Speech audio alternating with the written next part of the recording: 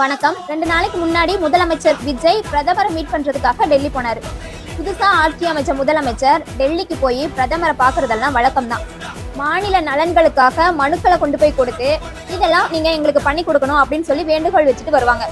நம்ம முதலமைச்சரும் அப்படிதான் போயிட்டு வந்தாரு. இது வரைக்கும் போன முதலமைச்சர்கள் எல்லாமே பிஎம் மீட் பண்ணதுக்கு அப்புறம் வெளியில வந்து பிரஸ் மீட் கொடுப்பாங்களாம். ஆனா நம்ம விஜய் சார் மட்டும் பிரஸ்ஸை பார்த்த உடனே தலை தெறிக்க ஓடி இருக்காரு. இப்போ அது மேட்டர் இல்ல. டெல்லிக்கு தனி விமானத்துல சென்னையில இருந்து முதலமைச்சர் விஜய் போயிருக்காரு. அவர் கூட மொத்தம் 9 பேர் போயிருக்காங்க. அதுல ஒருத்தர் கூட ஐஏஎஸ் ஆபீசரோ இல்ல மற்ற முக்கியமான அமைச்சர்களோ கிடையாது. விஜயோடைய மேலாளர் ஜெகதீஷ் கூட போயிருக்காரு. விஜயோட ஆலோசகர் விஷ்ணு ரெட்டியும் அவங்க கூட போயிருக்காங்க. குறிப்பா மும்பையை சேர்ந்த ஜெகதீஷ் அவஸ்தி அப்படிங்கிறவரும் அவங்க கூட போயிருக்காங்க.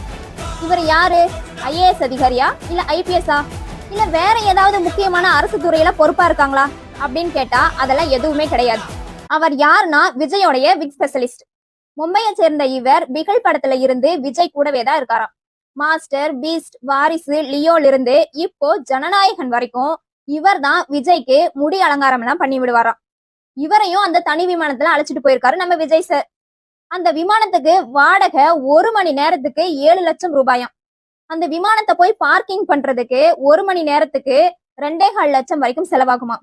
இவர் 2 நாள் டெல்லிக்கு போயிட்டு வந்ததுக்கு 60 இருந்து 70 லட்சம் ரூபாய் வரைக்கும் செலவாயிருக்கான். கஜானா காலின்னு நீங்க தானே சார் சொன்னீங்க. நீங்களே இப்படி வரி பணத்துல வீணடிக்கலாமா? உங்க ஸ்லாங்ல சொல்லனா மக்கள் பணத்தை நீங்களே இப்படி வீணா செலவு பண்ணலாமா? ஒரு விக் ஸ்பெஷலிஸ்டுக்கு கொடுத்த முக்கியத்துவத்தை கூட தலைமைச் செயலாளருக்கோ அல்லது முக்கியமான அதிகாரிகளுக்கோ உங்களால கொடுக்க முடியலையே சிஎம் சார். இதுதான் நீங்க சொன்ன மாற்றமா?